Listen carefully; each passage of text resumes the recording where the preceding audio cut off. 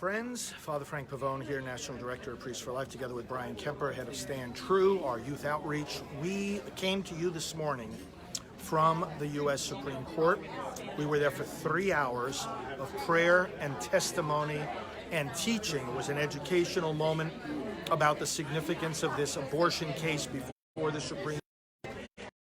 After grabbing quick lunch, right, Brian? Eat in the car. Eating in the car.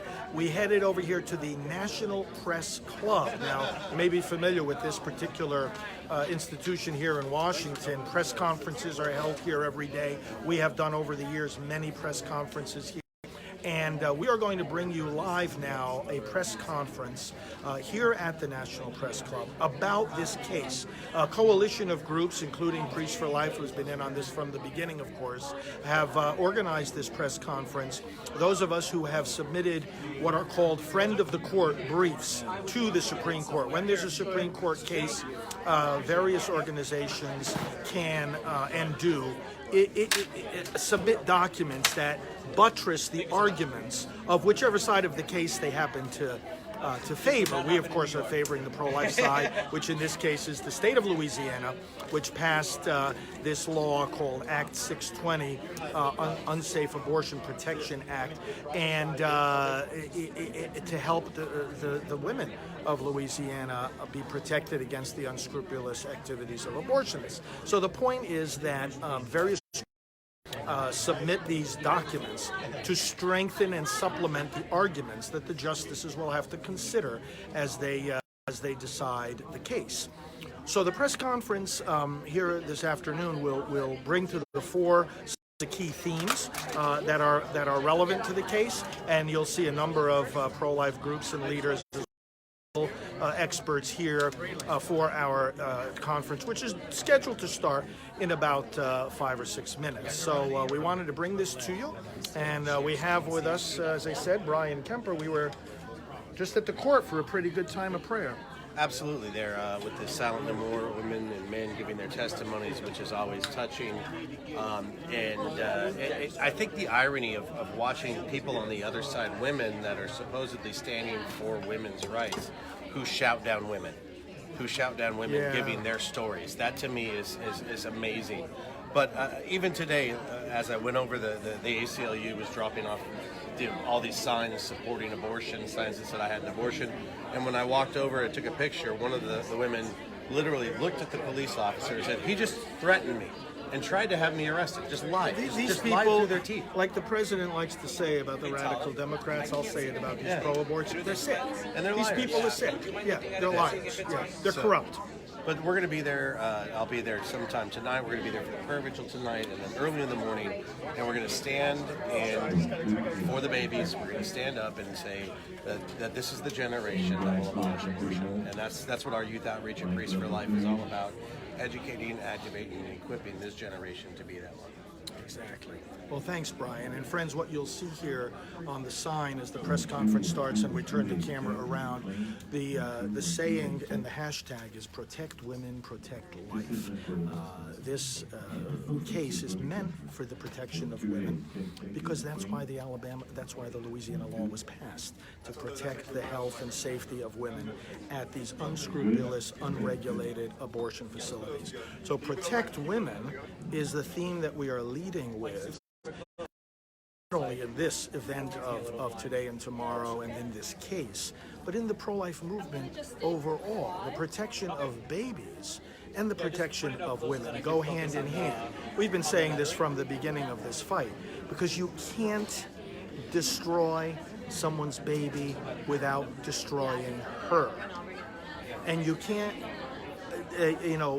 protect the baby without protecting the woman, the mother. That's why it makes so much sense that Louisiana passed this law asking that health standards at abortion clinics rise up to the same standard as health care in any other kinds of clinics. That's the whole argument of Louisiana, and we're going to see now that theme repeated here. Now, in the Friend of the Court brief that we submitted to the Supreme Court, we did so on behalf of Silent No More and Rachel's Vineyard. We did so on behalf of the women all around the country, all around the world, who have in fact been harmed by abortionists and who know from firsthand painful experience how unscrupulous, unregulated, and uncaring the abortionists are. As we've always said over the years, they are the lowest rung of the ladder of the medical profession. They are the barrel, they are the losers and washouts of medicine.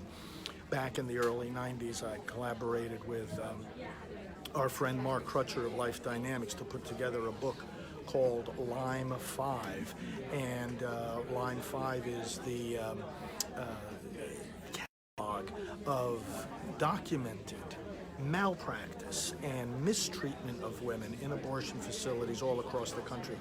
That book came out in like 1996. That's a couple of decades ago already, and nothing has changed in the abortion industry. If anything, it's gotten worse, but a number of states have in fact stepped up to the plate to try to regulate this and to try to call to account these abortionists for the harm and the damage that they do to these mothers.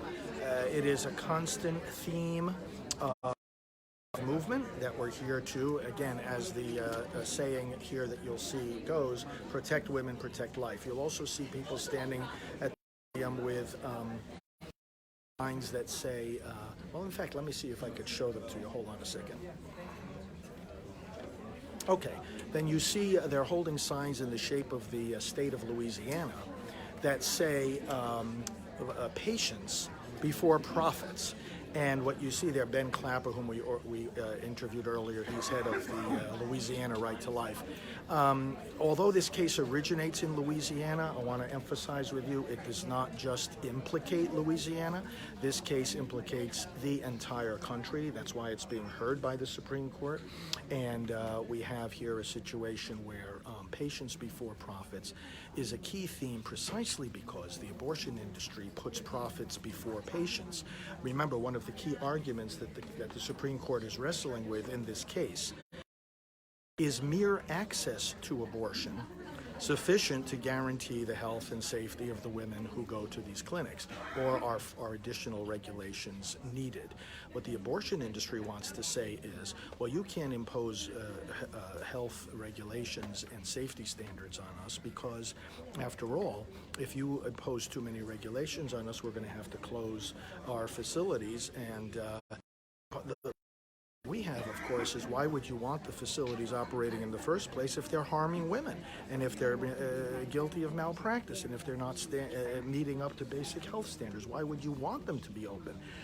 And of course, the reason that the abortion industry wants them to stay open is the profit. So that's why you see these signs that say patience before profits. And of course, the patient is a dual patient, the mom and the baby, not just the mom and the baby.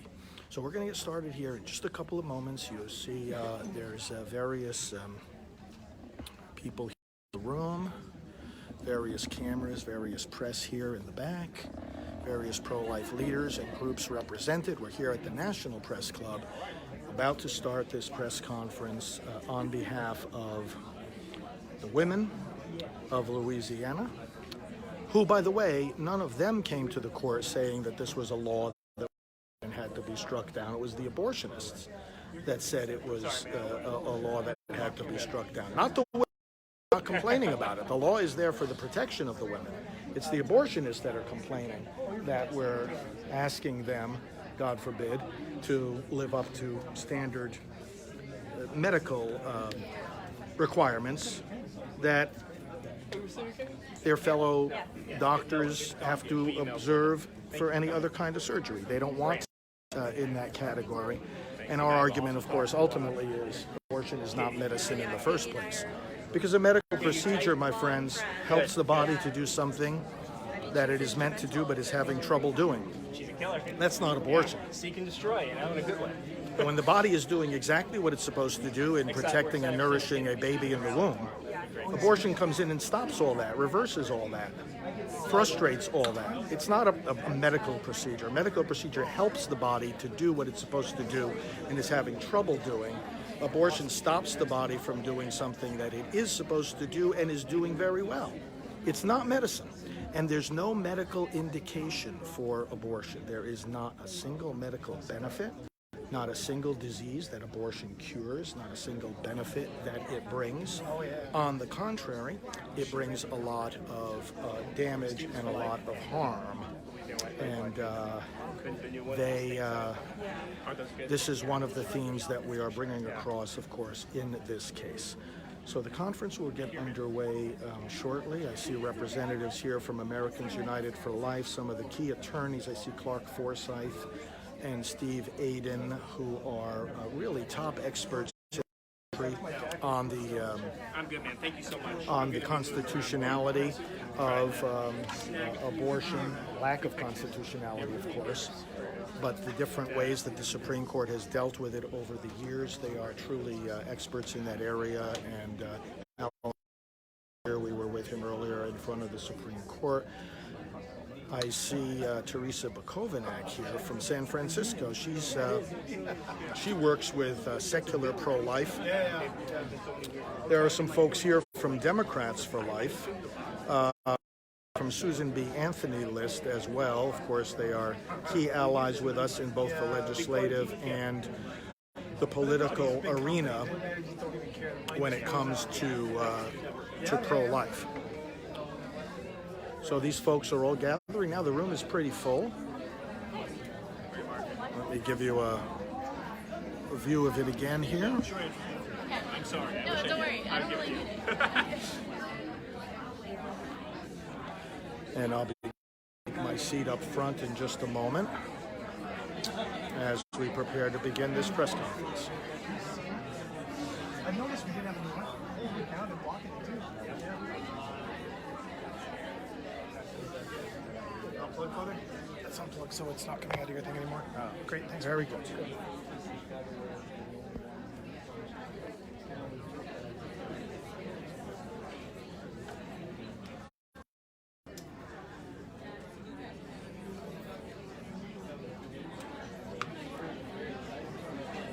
Did you get Katie set up for that office? Yeah. That was great. Thank you. You know, I tried really hard. I do a lot of interviews, and a lot of people don't have their act together. You guys really did. No, it's nice. I mean, one of the best investments we ever made is just a little bit bigger than that one. It's like Halo. $40 Yeah, ring yeah, light. yeah.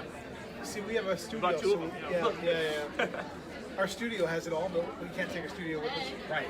How's it going? Oh, you have a microphone yourself.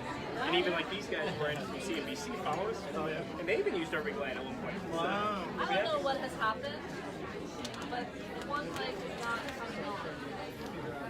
I don't know which one is. No, don't. Magic of live theater. Yep.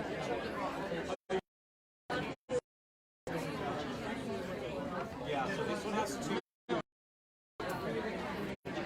Yeah, this one has.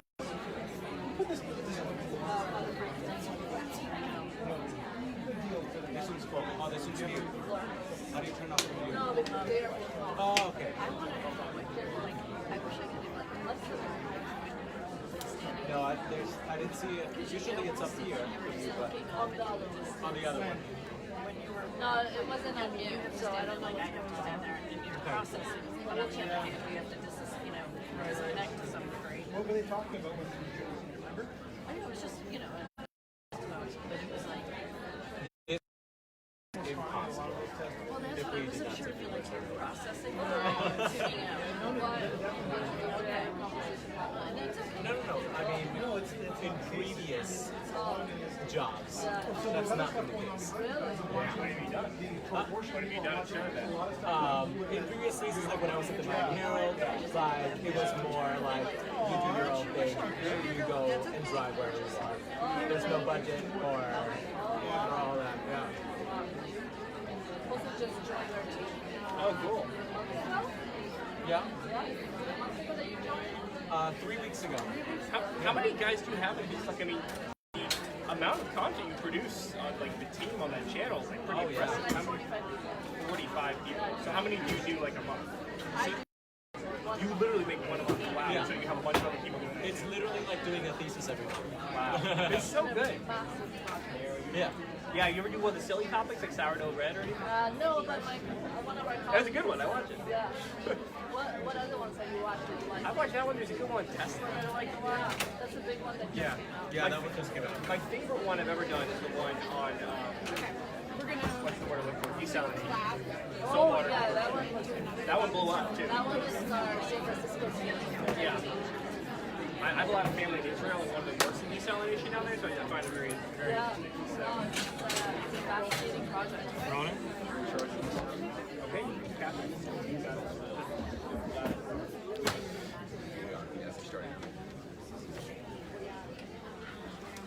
Good afternoon, everyone.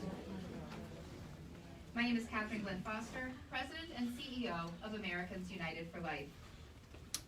I have the privilege of welcoming you to the National Press Club on behalf of a coalition of national groups, including the Susan B. Anthony List, Alliance Defending Freedom, and Students for Life. We are one day ahead of the oral arguments for June Medical Services v. Russo, one of the most important U.S. Supreme Court cases in recent history.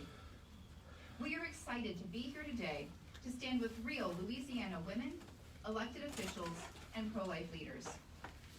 Isn't the case before us just a matter of common sense? What's at issue here? Is it really so contentious that states should be able to protect women and protect life through basic health and safety standards? Louisiana's Act 620, the bill at the center of this case, does exactly that.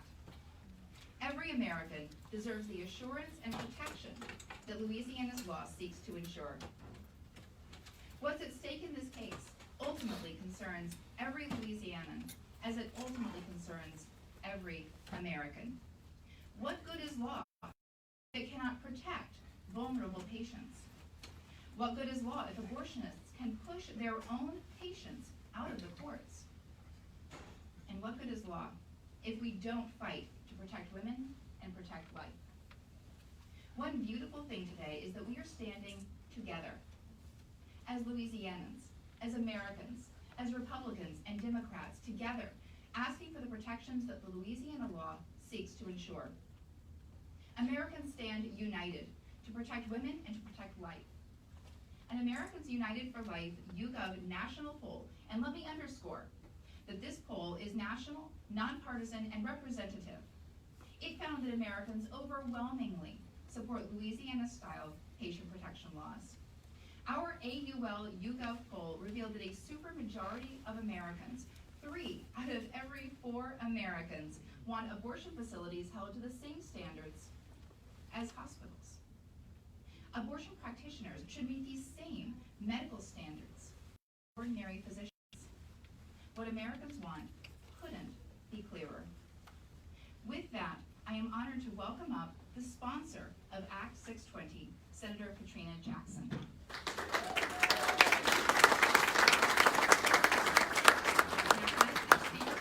We have here at the lectern a list of speakers, and that will show you who to introduce next. Senator Jackson. Thank you so much, and thank you for being here. Women's health is an extremely important issue, and for too long, women's health was either muted our voices or ignored our voices. And now we have female legislators in every state advocating for women's health, and even in Congress advocating for women's health. I am Senator Katrina Jackson, and I am here as a proud and grateful sponsor of this legislation, Act 620. It will be heard before the United States Supreme Court tomorrow. At the time I brought this bill before the Louisiana legislature, I was a state representative serving in District 16. Now I am serving alongside Samantha Barrow, who is one of my mentors, who I worked for prior to being elected in the state Senate. You've read much about this bill and about hospital admitting privileges and what's before the court. And you will hear more from other speakers today. I stand before you today to tell the truth about this law that we've passed to protect women. There are many false misconceptions about this law out there right now. So I'm going to tell you a secret about my motivation, about Senator Barrow's motivations, about the motivations of the overwhelming majority of legislators, both male, female, both Democrats and Republicans in the state of Louisiana. Because in Louisiana, we've come to a point where it doesn't matter if you're black or white, Democrat or Republican, whether you're male or female. We're going to stand together in many areas And one of those areas is women's health. And here's the secret. What were we motivated by? By love. It's just that simple. Because we love our mothers, ourselves, our aunts, because we love our sisters and our children, we knew that we must advocate for women's health in an area where most found themselves afraid to do so. That was just the bottom line of this law. And that we realized that Roe versus Wade didn't say that the legislators of each state could not legislate regarding protection of women's health. And so we sought to do so in a constitutional manner to ensure that women who elected to have abortions, again, our mothers, our sisters, our aunts, our neighbors, could do so in a safe environment with the utmost health care given to them and their reproductive care. Now, love was our motive, and we loved the pregnant woman who was often coerced and abandoned from the trauma of abortion. We heard from them as members of health and welfare. Senator Barrow will tell you that every time a bill came up, about their horror stories, about how the physician had no continuity of care, and about when they elected to have an abortion, they thought it was a one-time decision. But because the physician had elected not to have admitting privileges, was not able to pick up the phone and say, hey, I have patient A who's at my facility, who just had a complication from abortion, and I'm sending them over. Because that's what admitting privileges is. Your physician having enough care for you to be connected to a hospital in a time of trouble, that they can immediately phone and admit you and tell them what happened during the procedure. And we all know that when a woman hemorrhages, right, there's a small window of time that a physician or an emergency room has to act before that woman loses her right to have children in the future, before they're facing hysterectomy and other health issues. So when we say we authored this bill out of love, it's out of love for the woman, for the unborn child, and for those who we pass every day that unfortunately may make this decision. It was just as simple as that. The legislature really acted unapologetically in implementing this policy. When approved, and I say when because I speak very positive by the Supreme Court, will recognize that states may enact laws pre-birth to make sure women are protected. That's simple. You know, I said this in an interview, and I have to say it here. I have never been criticized when I go to the mic with a piece of legislation, even if it's authored by someone else, and support men's health. I don't think I'd be being criticized now if I brought a bill to ensure that physicians were competent and had admitting privileges if they were performing vasectomy. It's time out in the state of Louisiana and all across this nation that we protect men in the area of reproductive health more than we protect women. It's just simple. And I never thought that this law would go up to the Supreme Court. And look, there are women in complicated situations turning to the trauma of abortion. Those women look like you and I. And the men that father those children look like you.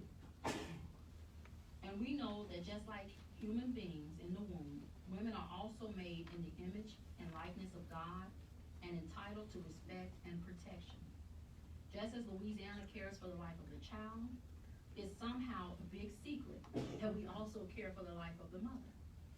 And we're also seen to be advocating for something in women's health. Forget it, guys.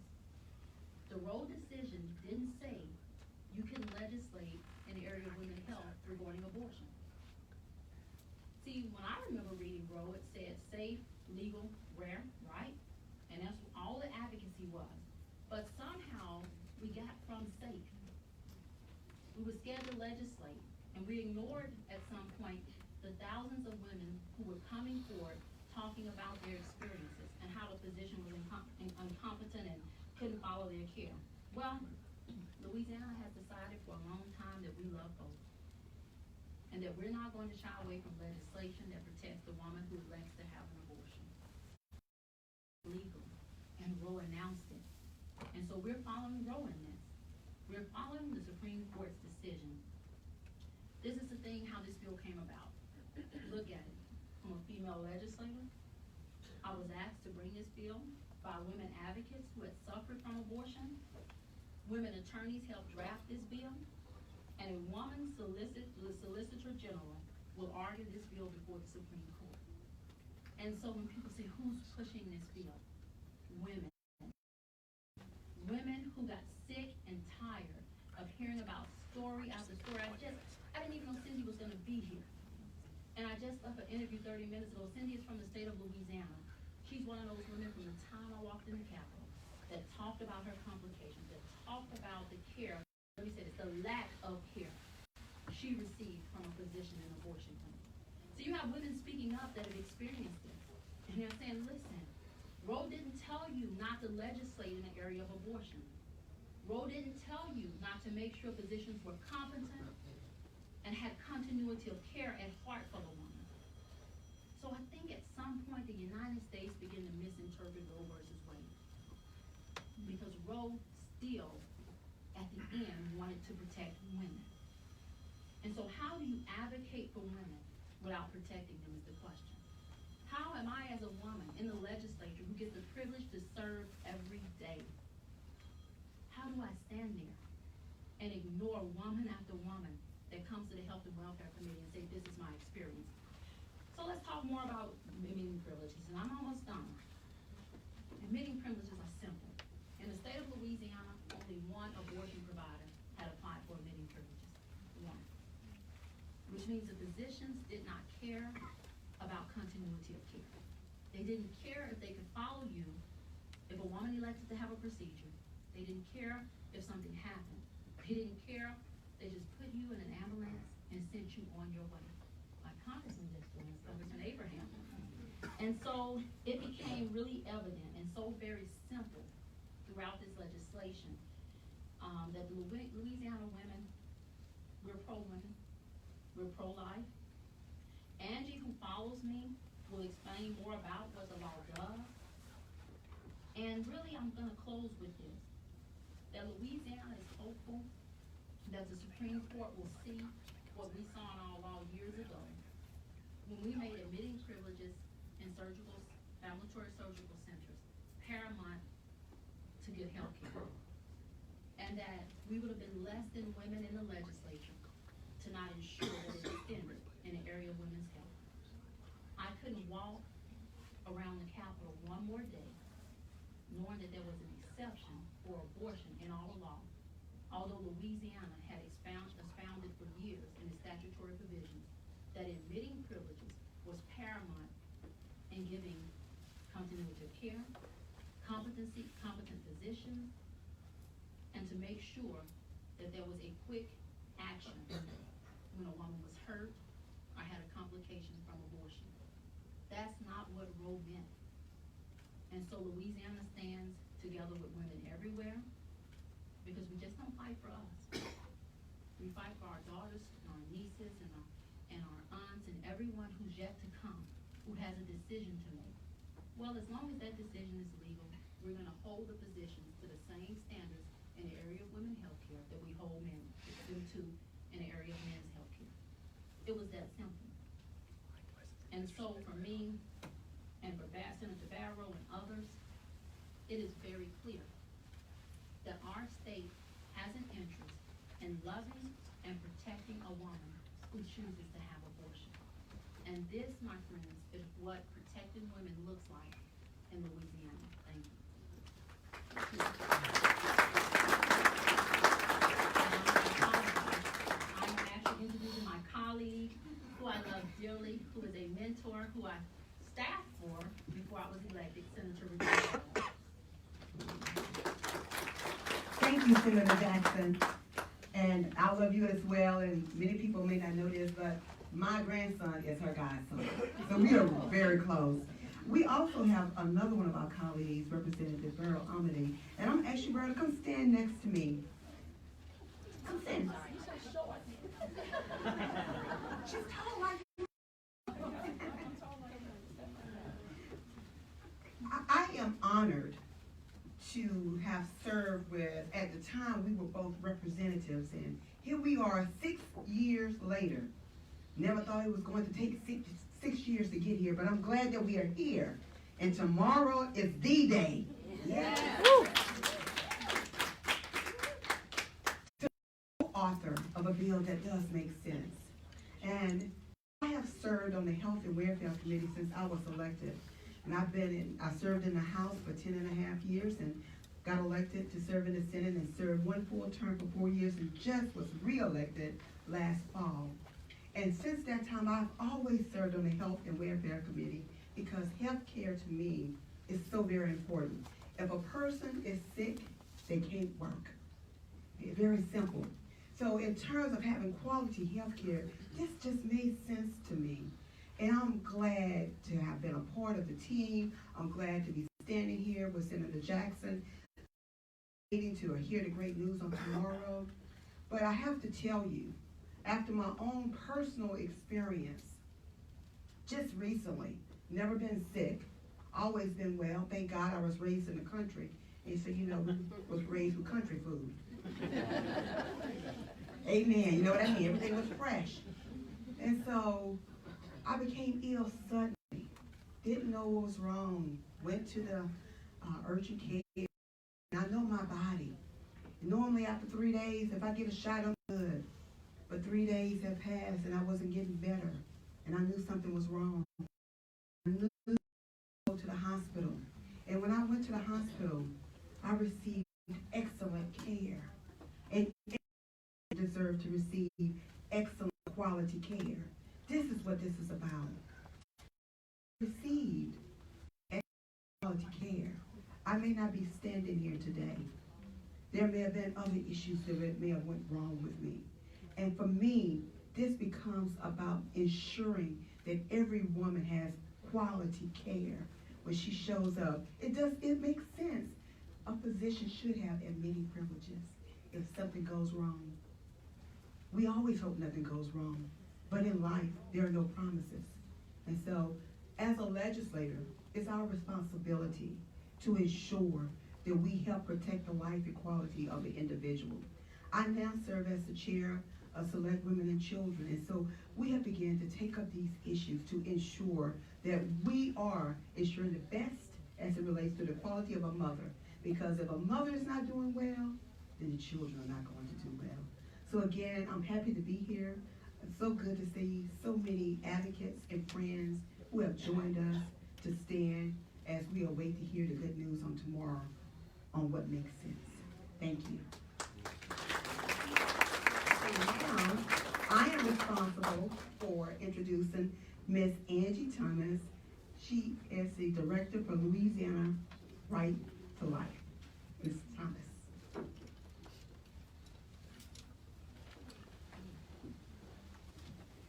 Thank you so much, Senators Katrina Jackson and Regina Barrow, for your leadership and your courage and your passion. The Unsafe Abortion Protection Act simply protects women from the substandard care that abortion facilities provide. It requires admitting privileges for abortion providers, which every other doctor at every other outpatient surgical center is required to have. So it simply removes that loophole. At Louisiana Right to Life, back in 2014, we brought 3 concerns to Senator Katrina Jackson. Number 1, we heard women. We heard about the difficulty they experienced with that substandard care. We heard about their hurt. I worked for decades with women in unplanned pregnancies and post-abortive women, and I personally heard about the difficulties that they experienced. Number 2, paid attention to the chronic violations that abortion facilities in Louisiana had. Pages and pages of violations. In addition, we heard from ER doctors who talked about how difficult it was to assess women when they were coming in with these emergencies, such as perforated uterus or hemorrhaging or incomplete abortion, for them to have to start from scratch and not know what was going on. It's a very difficult situation. In addition, the Gosnell case really brought out the reality of care in our abortion facilities. And third, we found that loophole that every other outpatient surgery center in Louisiana, the doctors were required privileges. Yet, abortion clinics had this special exemption. So we brought those three concerns to Senator Jackson, and she agreed that we had to do something to protect our women. We then brought this idea to Dorinda Bordley with Bioethics Defense Fund, and she drafted this wonderful legislation. It's so important for so many reasons. Number one, it's closing that abortion clinics have to abide by, the same admitting privileges regulation that outpatient facilities have to abide by. But number two, we're very hopeful that the Supreme Court will no longer National Abortion Medical Board. Let's let states and their duly elected legislators protect our women. And number three, this legislation was so important because it showed the common ground that we're all looking for. It was overwhelmingly passed by both Republicans and Democrats, by people who identified as pro-life and people who identified as pro-choice. This is what it means to be pro-life and pro-woman. And number four, the standing issue is so important. Let women speak for themselves. So overall, every American, regardless of your stance on abortion, has an interest in protecting women seeking abortions. So I would like to now introduce Deanna Wallace from Louisiana Attorney General's office. And I'd like Attorney General Jeff Landry and Solicitor General Liz Morrell and you, Deanna Wallace, for your just tremendous defense of this law.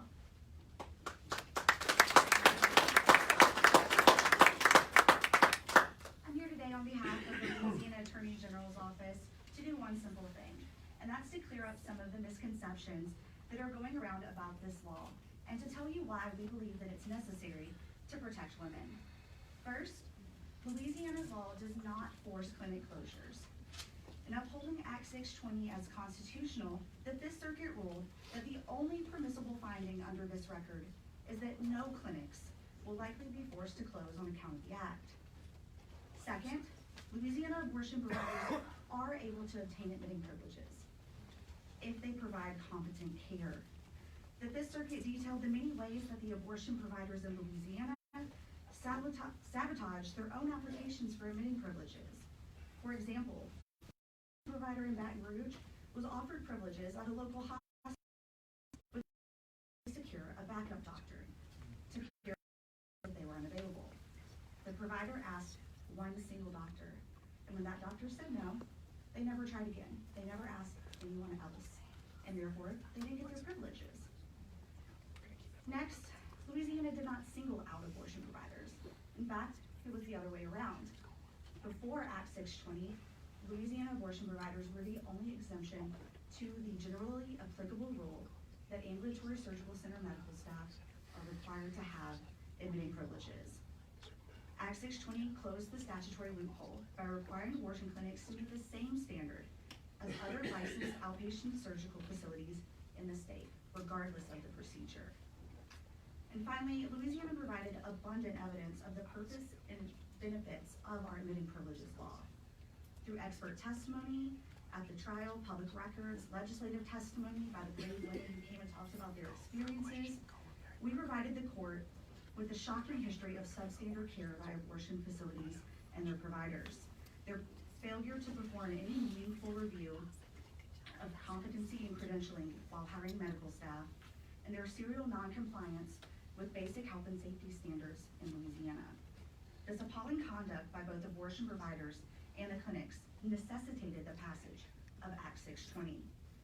Among other evidence, the legislature and the courts have heard about how abortion clinics in Louisiana, like June Medical, have failed women by hiring radiologists and ophthalmologists to perform surgical procedures, by not reporting the rapes of young girls to law enforcement, and by not monitoring the vital signs of vulnerable, sedated women. The Fifth Circuit acknowledged the benefits of Act 620.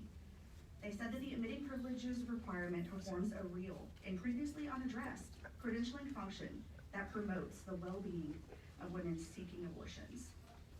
Louisiana abortionists have gone to extraordinary lengths to to block Act 620, a bipartisan, woman-led bill that promotes the well-being of women and protects minor girls who may find themselves at the hands of incompetent providers under unsafe conditions. Attorney General Jeff Landry, our Solicitor General Liz Murrell, and the entire office of the Louisiana Attorney General are dedicated to the defense of this common sense, pro-woman law, and we will continue to do all we legally can to protect the women and girls of our state. Thank you.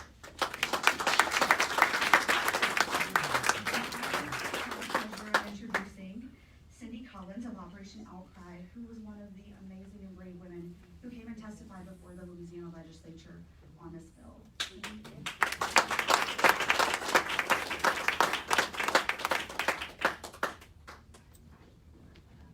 Thank you, and I'm so thankful that Louisiana is in the house today. And I want to tell you, because this is family. We have done this together, and I just am so thankful for Senator Jackson and Senator Regina Barrow. I mean, my dear friends that listen to my story, and I have both Ashley and Jeannie who are here with me also, and Lisa, I think, is here also, that is women from Louisiana. And Congressman Mike Johnson, who I cannot see, but Mike was there in the legislature when I shared my story. So, you know, I'm just very, very thankful. And I want you to understand that we are people from Louisiana, that in our state, this is what we want. You know, I also oversee Louisiana abortion recovery as well as Operation Outcry. And a lot of this was birthed out of my own story as a woman who has gone through abortion, and as a 19-year-old actually in Washington, D.C., but that led me on a really rocky road of multiple abortions. And what really brought me to Senator Jackson and Senator Barrow was in telling my story of abortion, and Dorinda, who has listened to me for 25 years, tell the story of the horror of what Louisiana are going through. Because I, as a young 20-year-old, had gone to have an abortion, and the abortionist told me to get up, get out, and to keep silent, as he saw that the abortion had gone wrong. And I was left to go outside, hemorrhaging, blood all over my skirt, laying in the grass, nobody there to help me. And I can tell you the trauma that I went through, but the thing is, that trauma is still happening today, because I listen to women from Louisiana almost every day that tell me the same stories. So I just want to encourage you to please listen to the voices of the women of Louisiana that are saying we are tired of these shoddy abortion practices. We want these abortionists to be held to account. So thank you.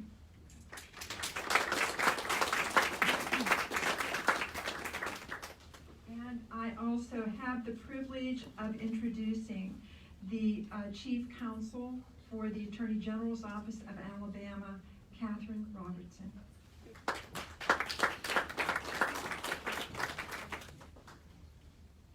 Alabama is one of the MEP states in this case, and our interest is simple. The judge-made right simply cannot, does not trump every other legal consideration, least of all a sovereign state's interest in protecting the health and safety of women.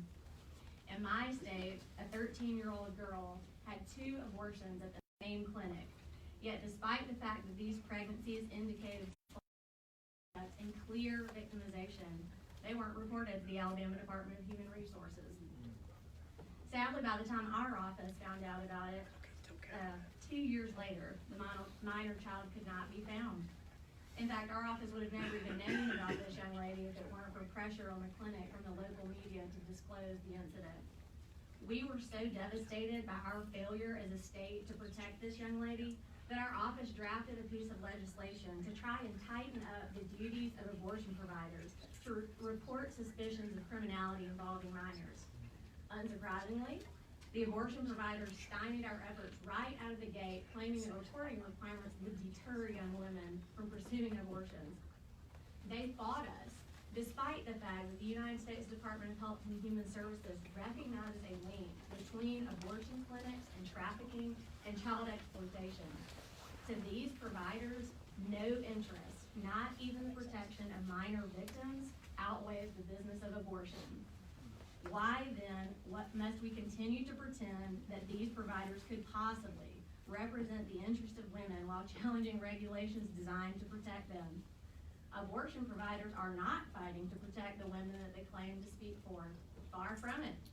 In fact, the owners of 2 of the Louisiana clinics involved in this case were responsible for hiring Kermit Gosnell in Pennsylvania, the man who carried out abhorrent and unspeakable crimes against women and the unborn, all in the name of choice and easy access. No, abortion providers are fighting to enjoin the ability of states to mandate any reasonable standard of care for women or to regulate or restrict abortion in any manner and at any stage. Allowing abortion providers to stand in the shoes of women and challenge the health and safety laws on their behalf presumes that these providers are actually representing the interests of women, but they're not. Not in Alabama and not in Louisiana. Please welcome General Marshall from Alabama. Thank you, Catherine. Good afternoon. Cindy said Louisiana's in the house, and they are. But the one thing I can tell you is that not only am I amazed at remarkable leadership from legislators who stood up on behalf of women, not the only one standing up. It is my privilege to be here on behalf of the 12 amici states, including some of my colleagues that are here today, General Hill, General Clarkson, and General Fox, along with General Rutledge, who you'll hear from in a second, that stand with Louisiana. And it's my opportunity now to share with you briefly the interests that we have in this case, which I believe are significant. In our brief, we have urged the Supreme Court to reaffirm that abortion providers must satisfy the same demanding requirements for third-party standing that applies to every other litigant and every other case in this country. The Supreme Court has long adhered to the rule that a party must generally assert his legal rights and interests and cannot rest his claim on the rights and interests of third parties, but only in certain limited circumstances, as the court provided for a two-pronged mechanism for a third party to be able to assert the rights of another person. Namely, in number one, that they have a close relationship with the person who possesses that right, and number two, that there is a hindrance to the possessor's ability to protect his own interest. But what we have seen is that the lower courts have effectively ignored these requirements when it comes to abortion providers, and have instead allowed them to challenge abortion regulations by asserting the purported right of the individual to be free from unwarranted government intrusion in the decision on whether to bear a child. As a result, this is what we've seen. Abortion providers are regularly permitted to challenge abortion laws without showing that they have a close relationship with any woman allegedly burdened by the law. And even worse, as we've seen in this case, these providers have been permitted to challenge regulations designed to protect women from substandard care by the very physicians that are subject to these laws. As Justice Thomas has opined, when the wrong party litigates a case, the court ends up resolving disputes that make for bad law.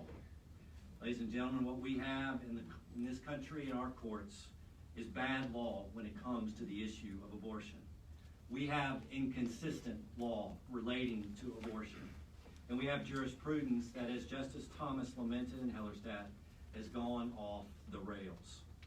Sovereign states, in addition to Louisiana, have every interest in protecting the health and safety of women and mandating an acceptable level of health care for women seeking abortions. It is our hope that tomorrow begins an establishment of that basic tenet in cases like this. And now it's my privilege to be able to introduce a champion of life, a defender of the rule of law, and a woman that maintains fidelity to the Constitution, the Attorney General from the great state of Arkansas, Leslie Rutledge.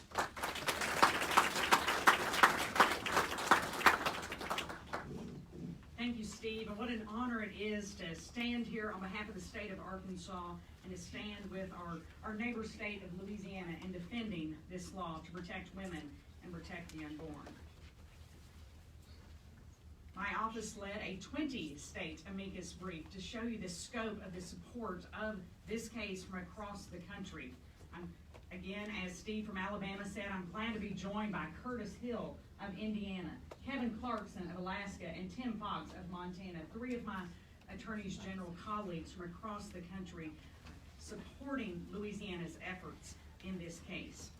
Our brief essentially argued that the Supreme Court should not allow these practitioners to challenge health and safety laws like those in Louisiana, Arkansas, Indiana, and other states. In fact, the Fifth Circuit Court of Appeals said that these practitioners largely sat on their hands instead of trying to obtain those admitting privileges. They had the opportunity to do the right thing, and they have chosen not to.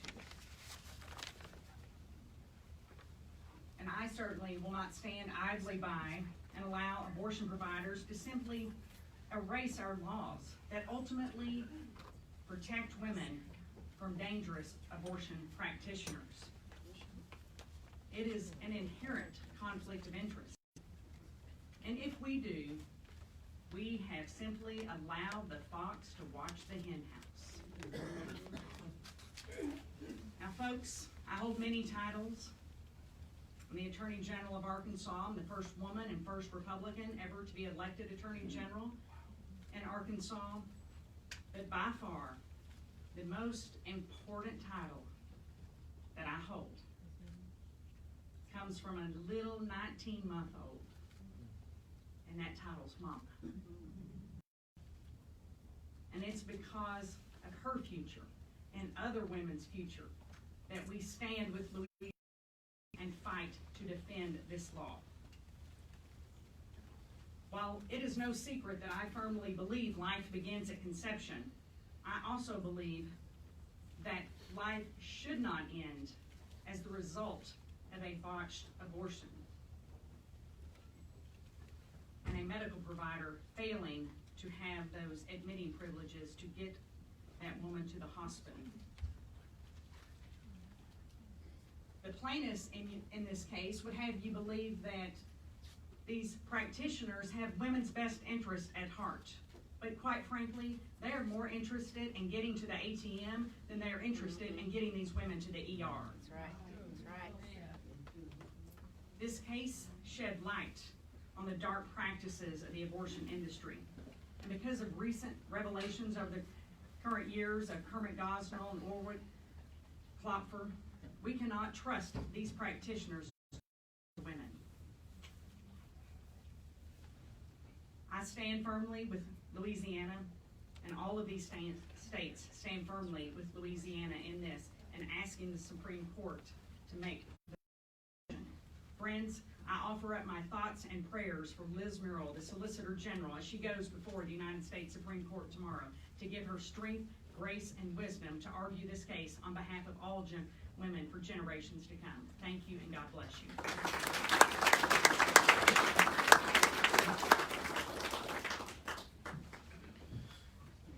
Thank you. Americans United for Life was pleased to file a friend of the court brief on behalf of 207 members of Congress before the Supreme Court in June v. Russo. Our bicameral, bipartisan brief was led by Senator John Kennedy and Senator Marsha Blackburn in the Senate, and Minority Whip Representative Steve Scalise and Representative Michael Johnson in the House of Representatives. In total, we had 39 senators and 168 members of the House of Representatives onto this brief, and it represents 38 states. Let's not forget this simple fact. Louisiana law simply seeks to ensure that abortion practitioners are competent and equipped to facilitate life-saving emergency transfers for vulnerable women in need. Women deserve competent emergency care. Doctors deserve the chance to try to save our lives and our fertility.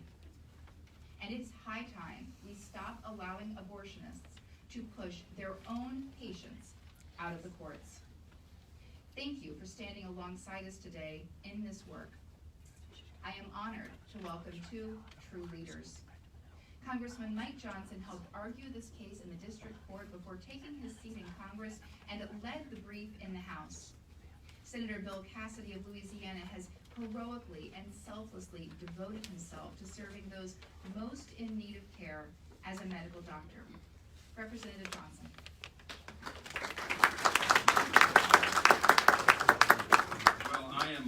grateful to see so many friends, so many fellow warriors, I'll say, that have been in the trenches for the issue of the sanctity of every single human life for so many years.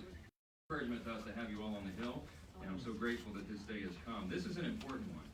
Tony Perkins and I were reminiscing last night. Tony is the president of the Family Research Council, but way back when he was a freshman state representative in Louisiana in the legislature, when I was a new lawyer coming out of law school. We have an op-ed coming out in the morning to talk about the real origins of this. We talk about the dark practices in the abortion industry. This industry needs to be regulated. And if anybody tells you otherwise, they are not looking at the facts. Way back when, in 1999, I had a case of a young woman who was maimed and nearly died on the operating table at the Delta Women's Clinic, which at the time was the largest abortion provider in Louisiana.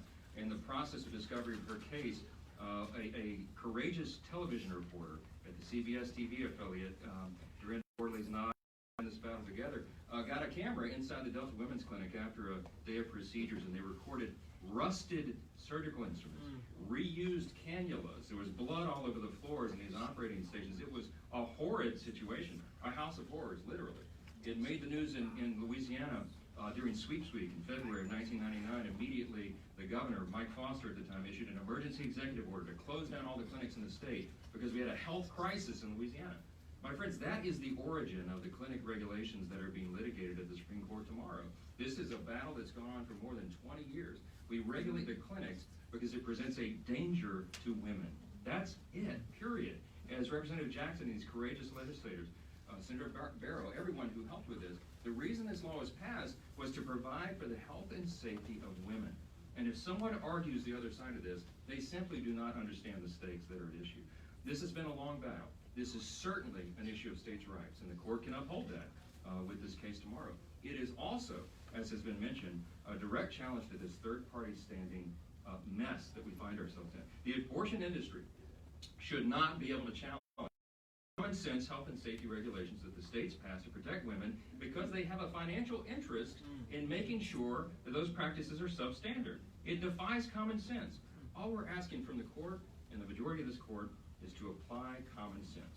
Common sense health and safety regulations and common sense application of the standing rule. I think we've got a great shot at this. I helped argue this case in the district court before I got into elected office. Kyle Duncan was one of our co-counsels, Steve Aiden, saw somewhere here, and others, and we argued that, and we had a great case. And I litigated cases in the courts on these issues for 20 years. I have never been more confident in the facts and the arguments that are being presented, and that's why we had 207 members of Congress sign onto this brief. We could have got more if we had more time, okay? This one, I expect, will be a win. It'll be a great day for women, for public health and safety, for states' rights, and for the cause that all of you believe so much in and have given so much of your lives to. We pray for a great outcome. Let me turn it over to Senator Cassidy here, and Ralph Abraham is here as well. You know, Mike approaches this as an attorney, and I approach it as a doctor, but we end up, and both of us are pro-life, but we end up in the same place. This is actually not about pro-life, it's not about abortion. It is about the safety and healthy of that woman. My wife's a general surgeon. She says, hey, if you do procedures, sooner or later you get complications. I will say as a physician, if you do procedures, you better have the ability to take care of the complications. If you're going to have them, you better have the ability to follow up. Now, part of following up, if you pierce a uterus with an instrument used for an abortion, if you pierce that uterus, that patient needs to go to the ER. If you don't have admitting privileges, then, frankly, you can't complete your care for that patient. And I'm always struck. People who claim to care about women don't care about women who have complications.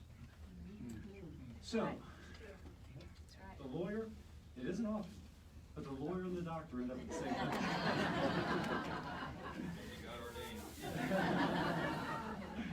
And that is, if you really care about women, you're going to care about this bill. You're going to care about this bill passing. And you're going to care if that woman is one of those women who has that complication, that she has all the care she needs afterwards to return to health and wholeness. That is our challenge. I thank you for all the work she's done. I, too, look forward to a good outcome. And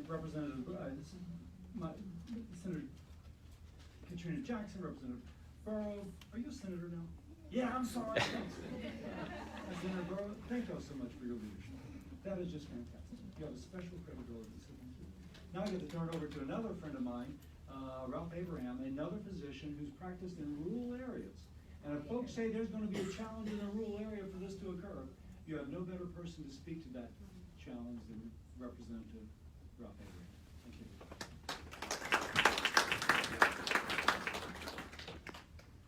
Thank you, Bill. As a this is in some of the poorest of the poor. I'm very honored to serve these patients, but I've been part of teams that have actually seen these patients that have had botched abortions. And although we can heal the physical scars, stop the bleeding, the emotional scars sometimes linger for a lifetime. Just on the practicality side, everyone here knows the difficulty of just getting into an emergency room. It's cumbersome.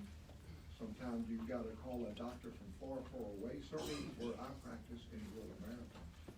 And that patient, if they are not attended to, especially in the case of an abortion gone wrong, then life and death literally are on the line. The posters are right. Patients before profits.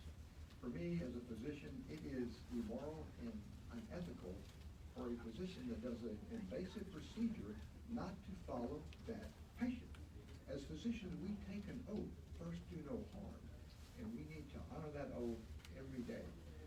So moving forward, you've got great, wonderful people here that have brought this bill to fruition. The senators, Mike, Bill. I'm just a small part of a very large team that I truly bet tomorrow we will receive the victory that you all have so valiantly and bravely fought for over the years. Thank you so much. Thank you, Congressman Abraham. We have been honored to work with you over the years. You are now looking towards retirement. Your legacy will be remembered for decades to come. I am now pleased to introduce yes.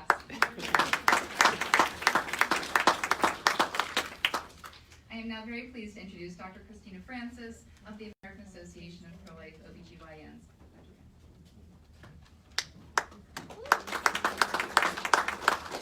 Good afternoon.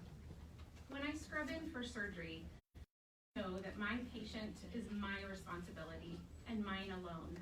My patient knows my credentials, she knows the risks involved, and she knows that I will be there for her no matter what. If there are complications, I take care of my patient myself, or I directly communicate with another medical professional who can. All that Act 620 requires is that anyone performing abortions fulfill these standard ethical and medical obligations. The abortion industry does not care about patients, it cares about profit. This is why abortion providers do not want women to know if their abortion is conducted by a radiologist or an ophthalmologist. The abortion industry does not deal with its own complications. Instead, suffering women are dropped off anonymously at emergency rooms or left on the curb. The abortion industry endangers women's lives every day. Women deserve better. My name is Dr. Christina Francis, and I am chair of the board of APLOG, the American Association of Pro-Life Obstetricians and Gynecologists.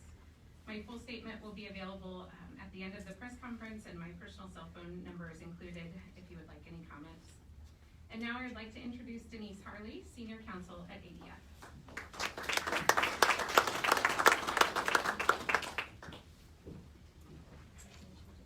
When I had my first baby in 2018, it was after at least a dozen visits with my obstetrician over the course of many months.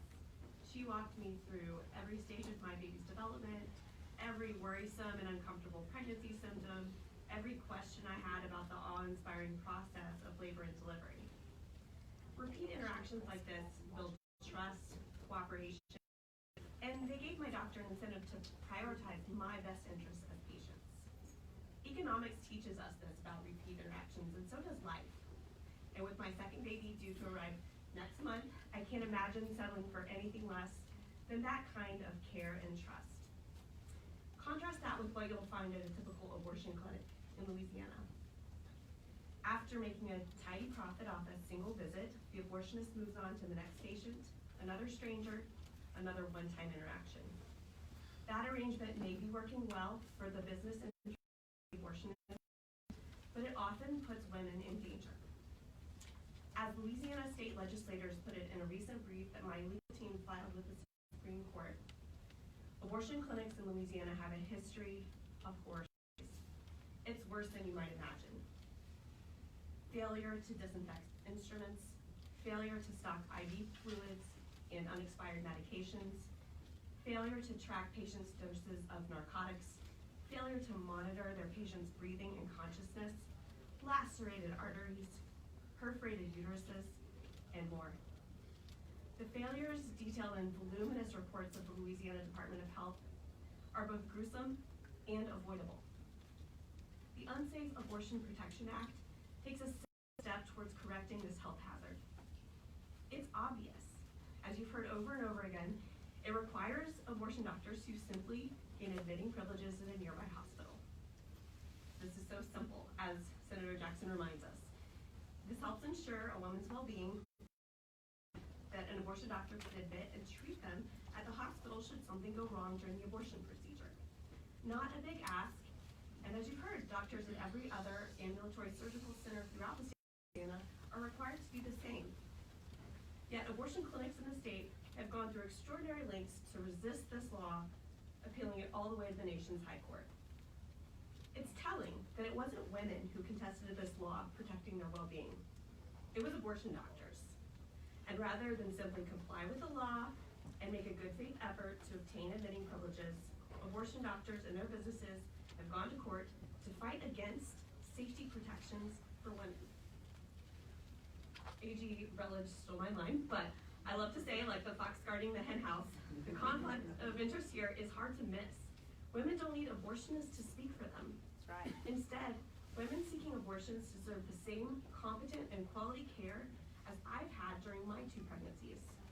Women don't give up that right to basic health and safety standards when they seek an abortion. We all deserve quality medical services. Everyone, no matter what your view on abortion, should agree with that. And now I'm happy to introduce Kristen Hawkins, President of Students for Life.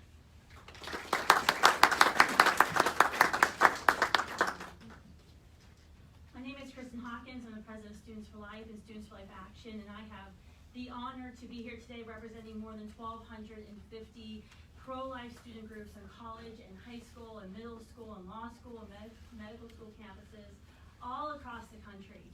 As we are the generation that's been targeted by the abortion industry, both for our deaths while we were in the womb, and then also now for our participation with an industry that is committed to causing death at taxpayer expense.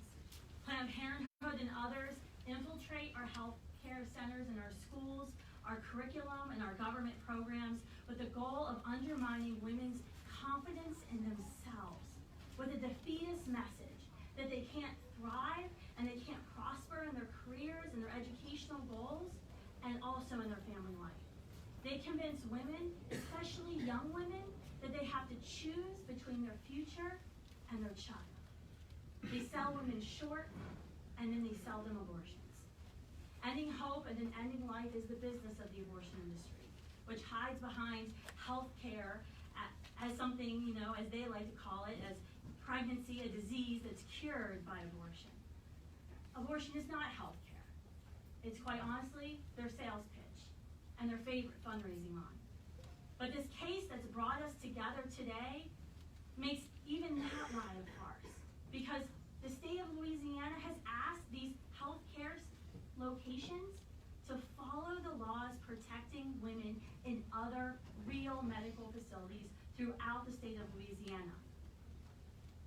The disreputable abortion vendors, though, they tried to hide behind Roe versus Wade to justify their substandard operations. And let's be clear, no constitutional right to harm women by exposing them to dirty and dangerous and disreputable abortion vendors exists in our nation. The purpose of health and safety standards is that we can ensure that every woman survives that visit to the abortion vendor, which should concern every single one of us, no no matter where you stand on the issue of abortion. Quite honestly, this is the kind of case that helps us at Students for Life convert this generation, bringing them further into the pro-life generation, because it illustrates how the abortion industry really isn't interested in helping women.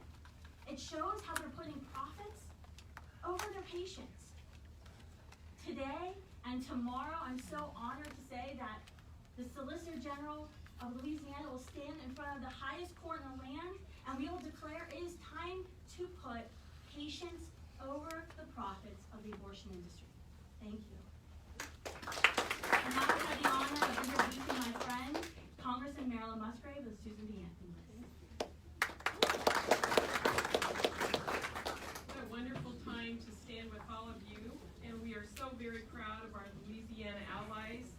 And you state senators, I'm telling you, if there ever were courageous Democrats that were pro-life, you ladies, you just blow me away with your courage, and it's so important to the movement. So thank you.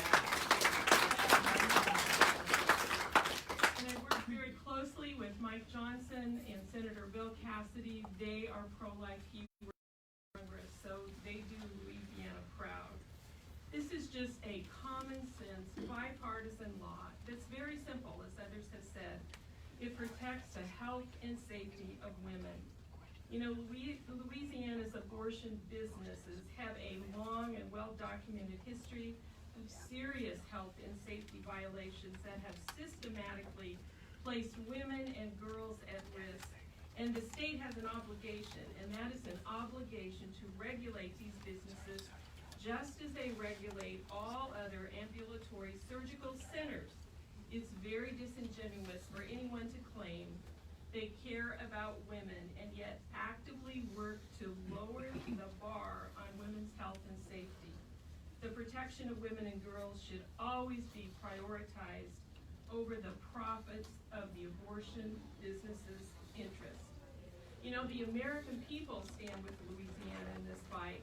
A 2019 Marist poll shows, and it was on behalf of NPR and PBS, found that 64% of Americans support laws that regulate abortionists to hospital admitting privileges. Interestingly enough, this includes 55% of Democrats, 71% of independents. We urge the court to respect the will of Louisiana lawmakers and to recognize the partisan consensus that exists among Americans to protect the health and safety of women.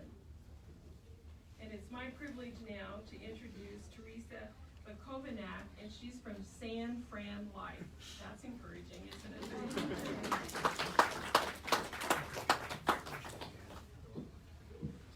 Thank you so much, everyone. It is an honor to be here. Thank you so much to Americans United for Life for making this possible. My name is Teresa Bakovenak. I am an atheist. I am a proud Democrat. I'm an LGBTQIA ally. I'm a feminist. And I'm an animal rights advocate. And I'm also the founder and executive director of Pro-Life San Francisco. We are a millennial-led grassroots activist organization operating in arguably the most pro-abortion culture in America. And time and again, the abortion industry has proven that it cannot police itself.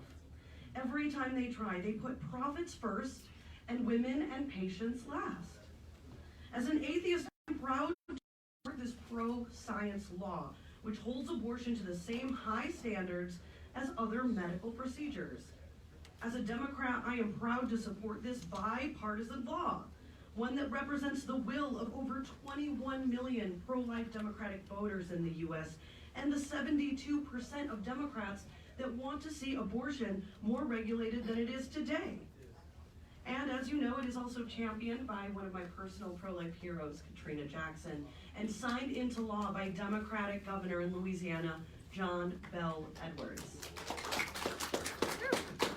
As a feminist, I am proud to support this obviously pro-woman bill.